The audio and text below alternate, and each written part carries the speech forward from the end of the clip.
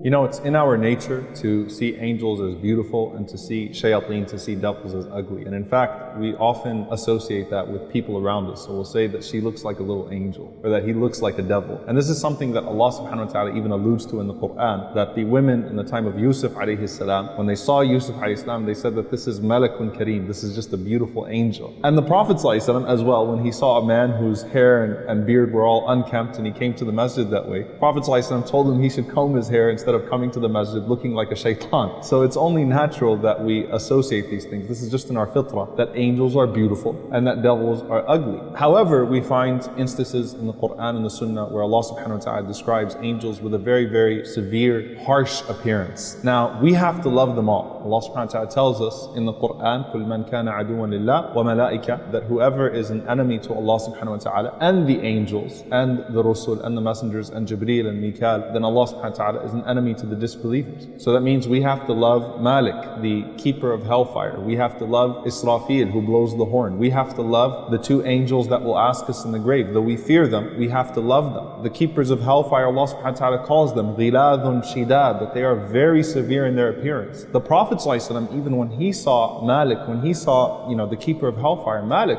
Rasulullah ﷺ described a frightening appearance. I mean, Malik, the Prophet ﷺ was shocked that he didn't smile, he didn't laugh, he didn't greet the Prophet ﷺ the way that other angels did. And when Rasulullah ﷺ asked Jibreel ﷺ about that, Jibreel ﷺ said that if he was to smile at anyone, it would be you, but he's never smiled since hellfire has been created. And so, even though the Prophet ﷺ saw him that way, and the keepers of hellfire are severe, and Munkar and Nakir, the two angels that come to us in the grave, have a very frightening appearance, they don't necessarily look that way. Allah subhanahu wa ta'ala is capable of making their appearance in a certain way. However, all of them are created from nur, all of them are created from light, and all of them are beautiful. But Allah subhanahu wa ta'ala changes the appearance to certain people depending on who they are and depending on who those angels are as well. So even with the angel of death, when he comes to us and when he comes with his helpers, everyone sees him differently. So Allah subhanahu wa ta'ala mentions to us the believer as he's leaving this world, he sees very beautiful faces. The Prophet ﷺ, he mentioned to us that when the angel of death comes with his helpers, who come with the kafan, who come with the cloth that would carry the soul of the believer, they come reeking of musk, of a beautiful smell, a beautiful scent. They're extremely beautiful, extremely comforting in their sight. And as the angel of death approaches, the believer feels a sense of comfort, right? He doesn't feel scared at all. Umar ibn Abdul Aziz, rahimahullah, as he was passing away, he started to see these angels in the phase that's called al-ihtidar. Ihtidar means the presence of the angels as you're about to leave this world.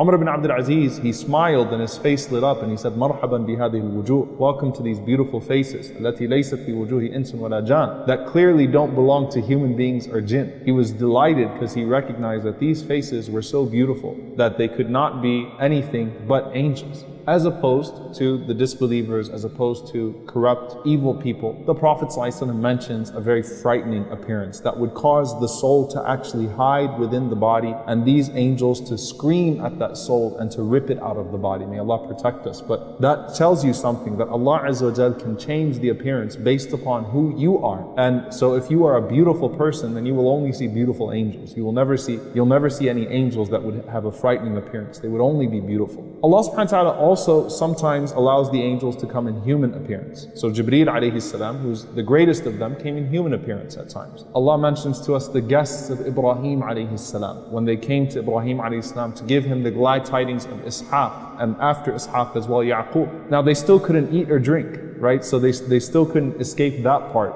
of the limitation on their desires, and that caused Ibrahim ﷺ to fear them. But nevertheless, they had a human appearance. Likewise, we see the handsome young men that were sent to Lut ﷺ, the people of Lut ﷺ. The same angels, of course, appeared to the people of Lut as handsome young men, as a fitna to them. Maryam ﷺ, when she sees Jibreel ﷺ, تَمَثَّلَ لَهَا بَشَرًا سَوِيًّا, Jibreel appeared to her as a complete human being, a beautiful human being. And sometimes even in human form, the angels can come to people that aren't prophets, people that aren't necessarily receiving any form of divine inspiration. Allah subhanahu wa ta'ala sometimes sends them as a test or as a bushra, as a glad tidings to a person. Rasulullah sallallahu alaihi wasallam, he mentions to us in a hadith narrated by Abu Hurairah radiallahu anhu that there was a man that was visiting a brother of his in a village, and Allah subhanahu wa ta'ala sent an angel to him on the road. This is not a prophet, just a regular man. And the angel said to him in the form of a man, "Where are you going?" And he replied, he said, "I'm just going to visit, a brother of mine that lives in such and such village." And the man responded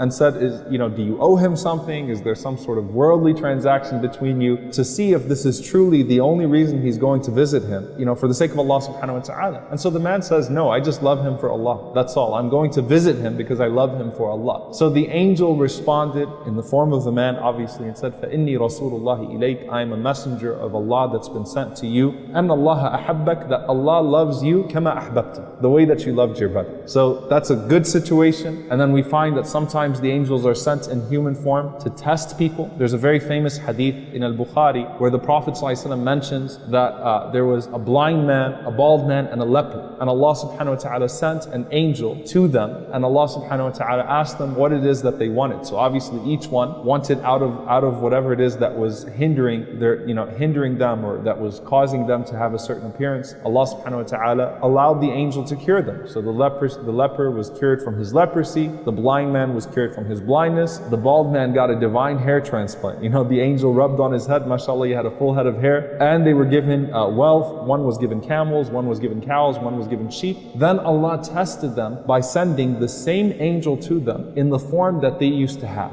So the man that used to be blind saw a blind man, and so on and so forth. So they're capable of that as well when Allah subhanahu wa ta'ala decides. And finally we find Musa alayhi salam. There's a very peculiar hadith with Musa alayhi salam that Rasulullah sallallahu alaihi wasallam says, and this is an authentic narration, that when the angel of death came to Musa alayhi salam, Musa alayhi salam punched him in the face and his eye fell out. Right? And that could be literal or just to show the impact of the hit of Musa alayhi salam. And the angel went and complained to Allah subhanahu wa ta'ala. Allah restored him obviously. And then he came back to Musa alayhi salam explaining who he was. So some of the scholars, some of the commentators, they say that Musa didn't actually know that he was the angel of death because he came in the form of a man. And he thought that he was just someone snooping around his house that just entered into his house. And that's why Musa alayhi salam reacted that way. In any case, we find that they're able to assume many shapes and many forms. Now, a lot of people will say, well then can I see human angels? It's very unlikely, and the last thing you should assume if you saw something strange is that you just saw a human angel. However, Allah knows best it can happen, and we ask Allah subhanahu wa ta'ala that we're surrounded